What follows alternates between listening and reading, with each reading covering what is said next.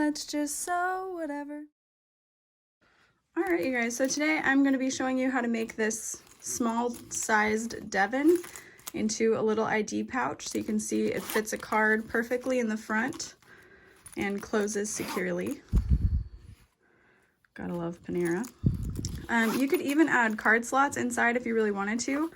I probably wouldn't use waterproof canvas for that, but yeah. And I didn't use any interfacing. This is just a lightweight canvas. This is a clear vinyl I think I got from China. And that's it. So I hope you guys enjoy. All right, so to start, I have two 6-inch pieces of zipper by the yard. I'm just using a lighter to prevent any fraying.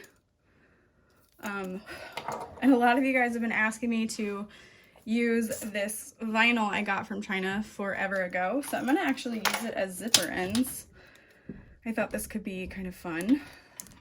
So I just took a 1-inch piece, folding it in half along the edge of my zipper. Luckily this vinyl isn't too sticky, and I'm not going to be sewing with it for the entire bag, so I don't need to worry about a walking foot or Teflon foot, and I'm just inserting it between the two, sandwiching it, and back stitching. So there are my zipper tabs. So this is our top zipper all prepped. And now I'm gonna show you the little hack that I thought up to make this into an ID wallet. So we're gonna start with the zipper pull to the left, and we're gonna put the clear vinyl along the bottom of that. We're gonna sew that in place. And you should have extra zipper hanging off the edge. You just wanna center it. You can use double-sided tape if you want to help hold it, but you will see it through the clear vinyl, so that may not be the best option. So I'm gonna move my zipper out of the way.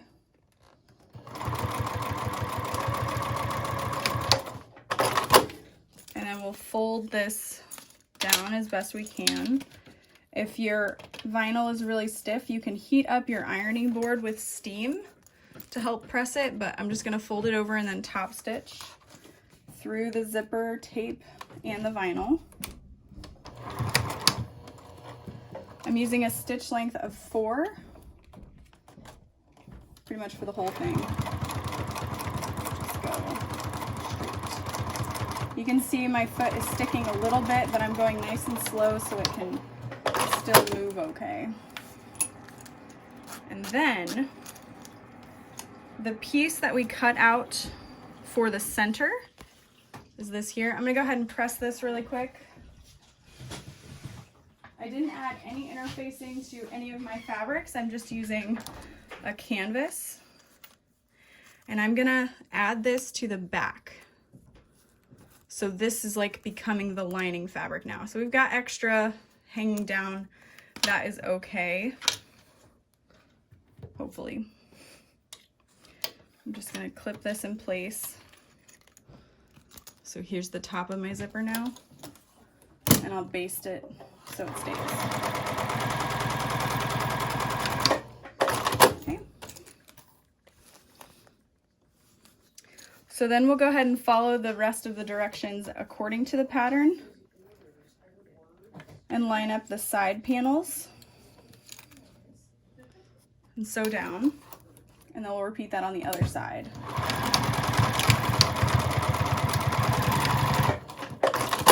And your vinyl might be a little bit longer, but make sure you're only top stitching along the side panel fabric. So I'm unzipping my zipper a little bit, putting my side panel, lining that up with the back fabric. You can see it's sewing along there. Make sure you've brought your zipper pull in. And then I'm going to trim this extra fabric. after I find some scissors. And then I can go ahead and trim a little bit of that excess vinyl and then my other zipper piece. So then we'll open this up and top stitch along the side. Oh, and lose our thread. Darn it.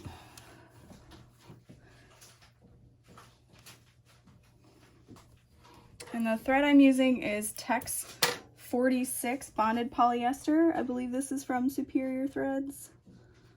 And when I'm making bags on this machine, that's the thread type I prefer to use.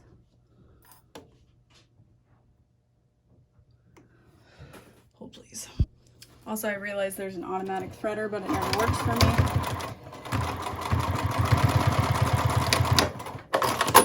Okay, open that side panel and top stitch.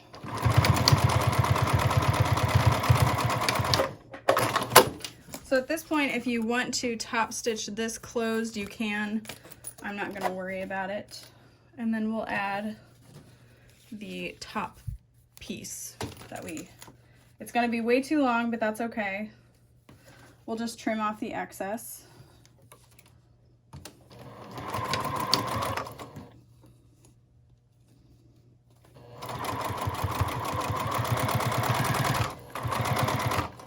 And then make sure you're only sewing as long as the fabric underneath is. So we'll just trim off that little excess, and it's about an inch, just for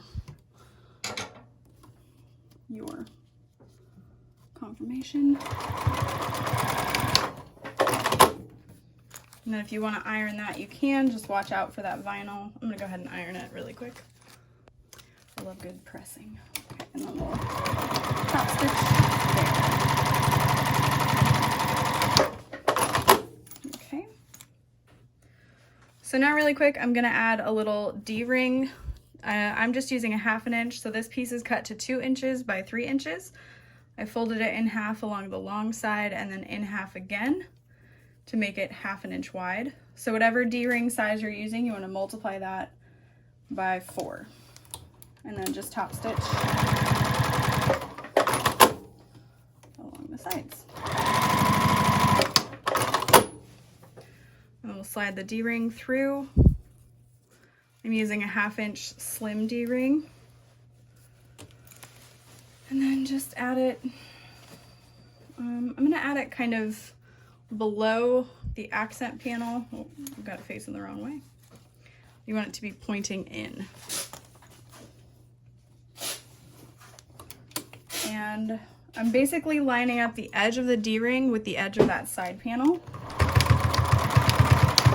And leaving a bit of a tail inside my seam allowance, so that way when it's turned, it's nice and stable. So now we have a little ID pocket. So we'll add our main zipper now, and you want to center that on your exterior panel.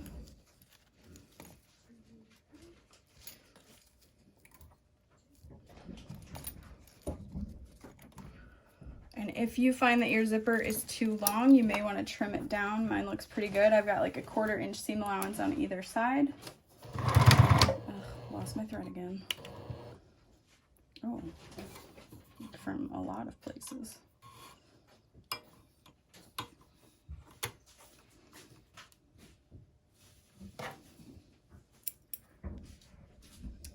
Y'all gonna make me lose my thread up in here.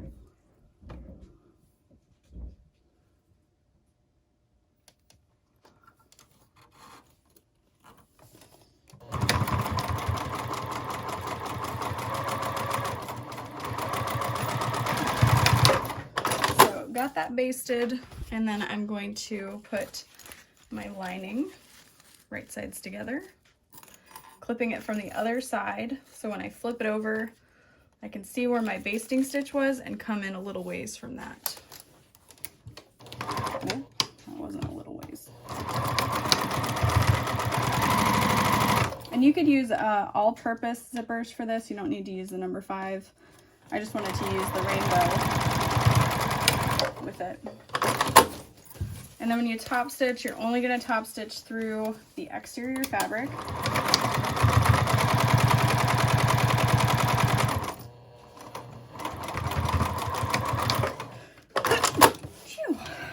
And then, thanks, I'm going to press my lining. And then we're going to repeat those steps on the back side.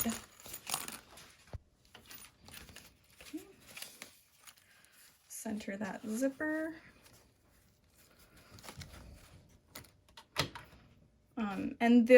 I've said this before in my regular Devon video, but the way the instructions are written, it's definitely more for like a quilter brain, which that's just my opinion.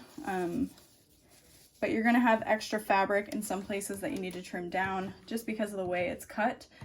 What I would suggest if you hate that is to cut out your pieces and then measure what each box is. And then if you trim some off, subtract that as well from your main pattern piece. And then after you've made one, you should have set pattern pieces for the rest. I understand why she did that. It's because people will be using different size zippers and things like that. So it's kind of a way to make sure it turns out for everyone. Okay. So then I'm only folding over my exterior and top stitching through that.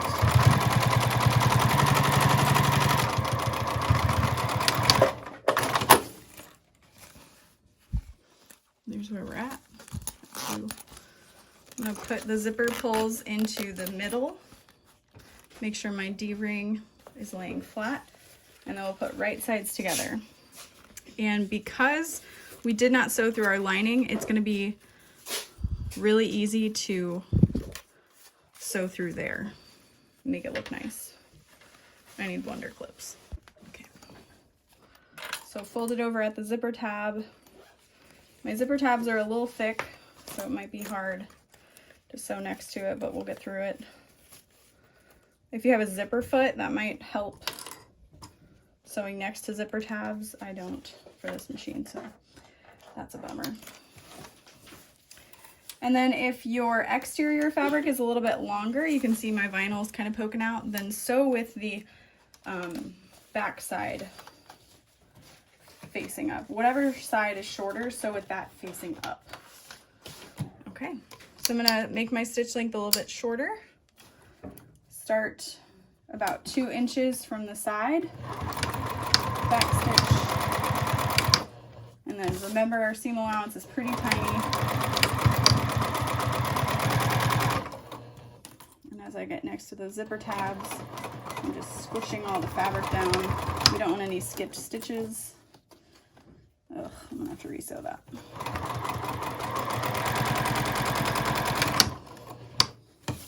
And I like to back stitch at the corners to help reinforce.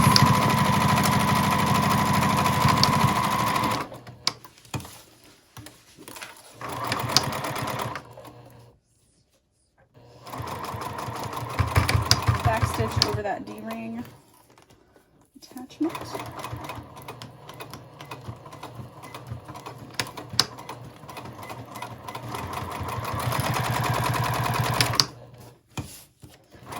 Make your lining a little bit shorter so it's not too bulky in there. So you can see here, I caught it here. No ma'am, did not. Okay, so I'm gonna sew starting from the bottom corner, back stitch, and slowly increase my seam allowance and just slowly sew next to that zipper tab. All right. Scissors. So we're going to trim down the excess lining around where we've sewn.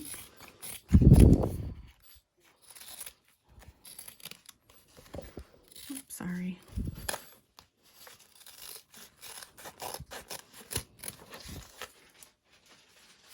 Kind of angle out your corners. I'm not going to trim down my D-ring.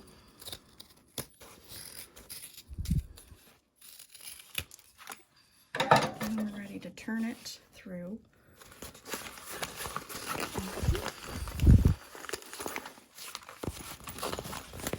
And again, I used a canvas fabric, a lightweight canvas for my exterior, and waterproof canvas for the lining, so I did not add any interfacing. I did not. Okay. So sticking my finger at that zipper tab, poking it up and through. It's kind of fun with the clear. Also a little scary.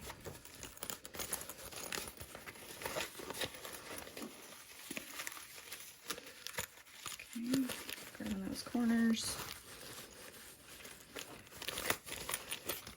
Again, finger behind the zipper with my thumb poking up on that zipper tab. Making sure we didn't miss any places. Looks good though. And then we gotta sew our lining shut. So I'm gonna poke my fingers through those corners as well. You wanna make sure you got strong nails or a strong tool for this part. Okay. So I'm folding that opening shut. And we'll sew across it.